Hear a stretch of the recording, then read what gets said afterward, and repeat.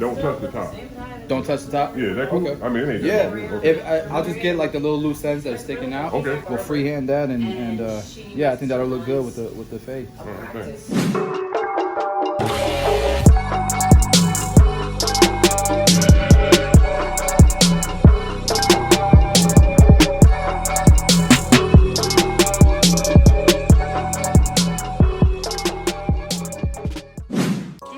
What's going on, YouTube? We got another haircut tutorial for you, and this time we are doing a bald fade, keeping it dark on top. We're just gonna make sure we clean it up, and we're gonna start with our initial guideline all the way through. Now, this particular client, he drove all the way from California.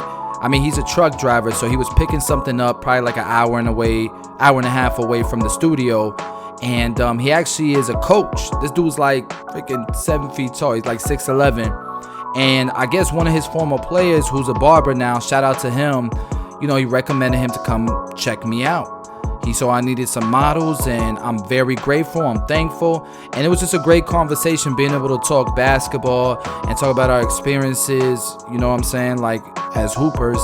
And yeah, we just had a great conversation. But anyways, we're balding him out. We're using the Babyliss Skeleton FX, and we're getting it as tight as we possibly can. Now, I did comb through the hair before I started this process, because we got to open the hair up, make it so that when we do this fade, it's going to be nice and smooth.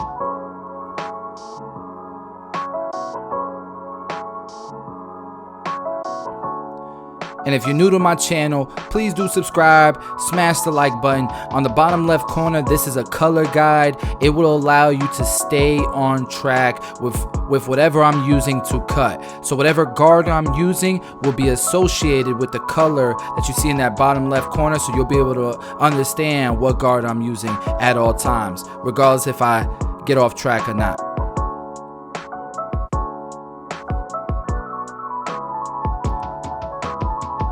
And so even when you're balding your clients out, if you notice sometimes I'm moving my trimmers to the like sideways and stuff, I'm just trying to make sure I'm going against the grain. It's gonna help you bald them out quicker.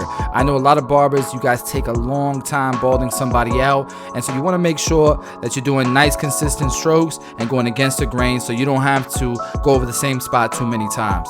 So now we're using our blade all the way open, and we're going up about 1 inch high. And what you see here are 2 guidelines now. Look how I had to turn my clipper to the right like that, because the hair is growing the opposite direction. He has a cowlick almost on the side of his head. I don't know if you guys can see it on the side to the right, and that's forcing the hair to grow in the direction that it's growing. So I had to turn my clipper around so I can get a nice even against the grain cut. And so we've done our 2 guidelines, our bald guideline and now our blade open guideline. And then we're going to slap the 1.5 guard on and start to fade down. But look how the hair is literally growing sideways. So my clipper is going sideways. If you notice how I'm smoothing it out on the sides, I'm going with the grain with a number 1 close, and we're going sideways. So this isn't, I'm not gonna say this is a hard fade, but the hair growth pattern does make it more difficult, in my opinion. So we have the number 1 guard all the way open after we've used the 1.5 guard, and we're doing this all the way around the head. You guys see that cowlick on the side of his head? That's a crazy spot for a cowlick. It's right here. You see it? Let me know in the comments if you've seen where that cowlick is. That's a crazy spot to have a cowlick. I ain't gonna lie. And if you guys don't know what a cowlick is pretty much, it's kind of like a swirl, right? It's everybody usually has a cowlick around the crown area. Some people have it around the neck. Some people have it around their front hairline. But this particular client, he has it on the side of his head, and it's where the hair just seems to swirl in different directions. It's one of the most difficult places to cut. Whether you're doing shear work or a fade, it makes it really hard.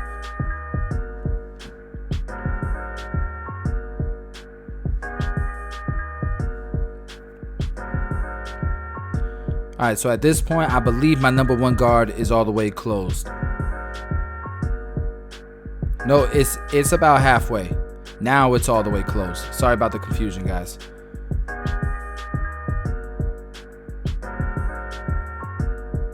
And so we're fading down. Every time we switch to a lower guard or we start to close our lever like it is right now, you shouldn't be creating a line. You should be gradually blending down, and you should be seeing the fade come to life as you travel down with your clippers, regardless if you're switching a bunch of guards or not.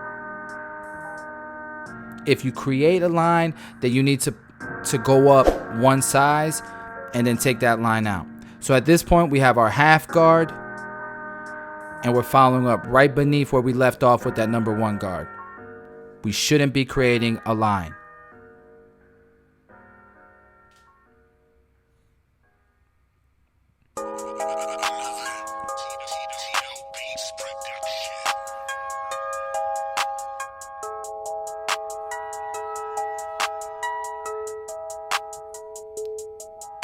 And as we're doing this, man, I just want to take a second, man, to wish you guys the best. All my barbers who, you know, we're going through this all together.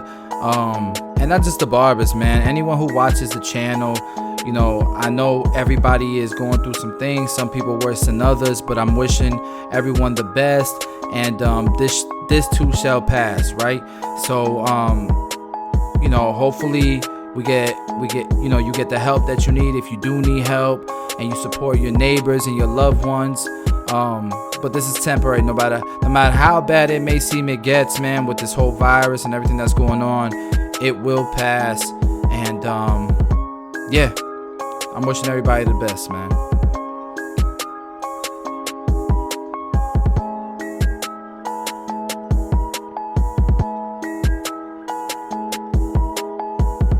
So like it started to look a little dark in this area where the cowlick is while I was using the half guard. So while I could see it, I went ahead and jumped back up to the 1.5 guard and then the 1 guard just to fix that area so I don't forget about it later and then I get lost in my fade.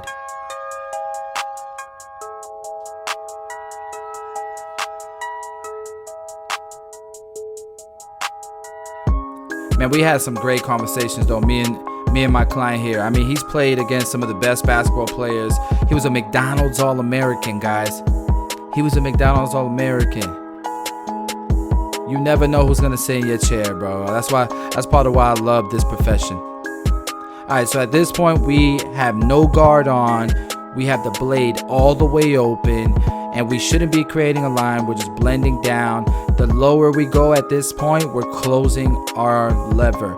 So for every, I would say, 1/4 inch that we go down, we close our lever 1/4 of the way until we're all the way closed, and then we can attack this bottom line or the initial guideline, and then we'll line him up, go back in detail, add some finishing touches, and just try to get the cut to the next level.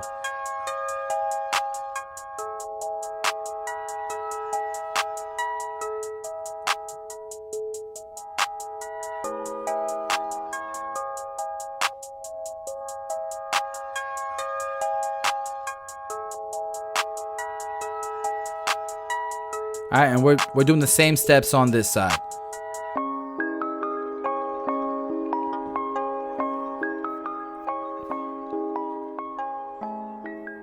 And guys, for those of you that don't know, I started a new channel that's all about building wealth and personal finance.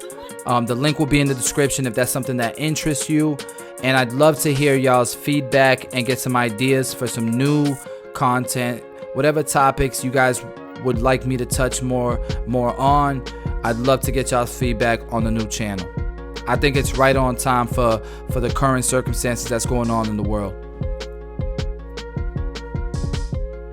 Now this side was definitely harder for me to fade because of that cowlick.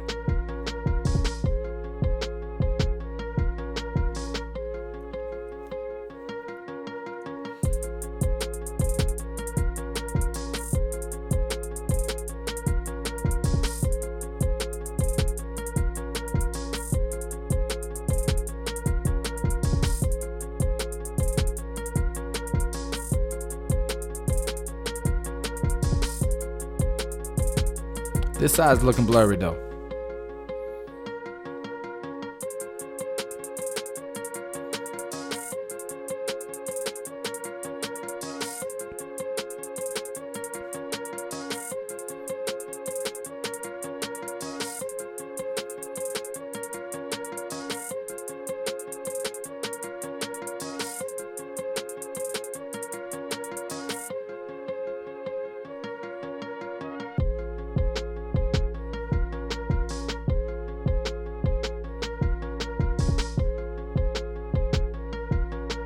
And guys, the studio is definitely turning into a full-on salon at this point. So I won't be here much longer cutting hair. You'll see me back at one of the headlines. But we are looking for hairstylists. If any hairstylists are looking for a salon to work at, hit your boy up. Alright, so we're starting the lineup process, and I started in the middle. Now I'm walking that left corner over to the middle, and then from the middle we'll go over to the right corner. And part of the reason why we're doing it this way is because the right side of his hairline, looking at it from our side, or his left side, it tends to grow in the direction to the left. So by going left to middle, middle to the right, we're going against the grain when we're lining them up, and that helps control and create a sharper line.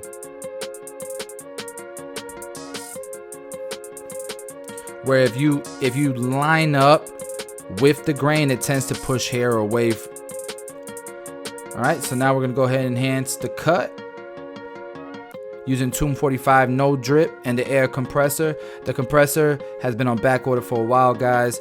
Coronavirus and then Chinese New Year, like, it's put a lot of delays on it, but we hope to get some more soon, really soon. And then we're using 245 no drip. You can get it at 245.com. And that color guide template you can get from Sean Cuts Hair. And this particular client actually requested enhancements, so he already know what the deal is. He loves enhancements, and he requests it every cut, which goes to show, guys, you can have your opinions on you know, the haircuts your client may choose, but your job is to provide a service. And I'm telling you, man, like, customers are starting to catch on, and they like it.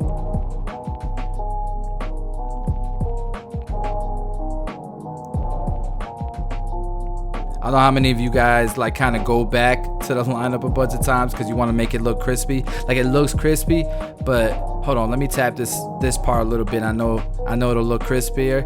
Like, I know a lot of you guys kind of do that, because I'm guilty, man. Sometimes I'll look and there's like a little piece that's hanging over the hairline. I gotta tap it real quick.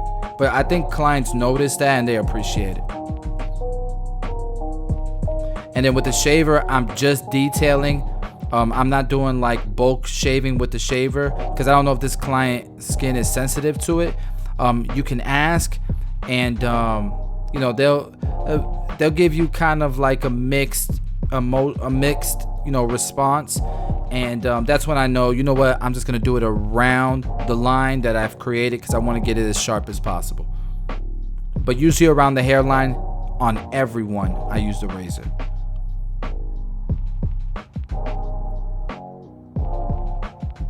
It's either I use it dry or I'll use it with shave gel.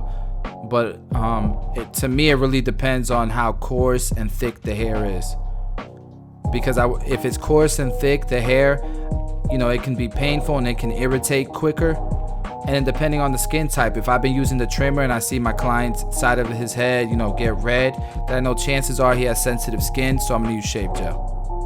All right, and so the color's done, the lineups are done. Now I'm really detailing, especially around this area where the cowlick was, because it could have darker looking areas even if you use this, you know, the same length. So this is the before, guys. Check out the after. Guys, that's the cut. He loved it. He said he'll be back. Look at this close-up though. Look at the blurriness. Guys, if you like the cut, please do smash the like button, subscribe to the channel, and as always, I appreciate y'all. I love y'all. I wish y'all the best, and I'll see y'all in the next video.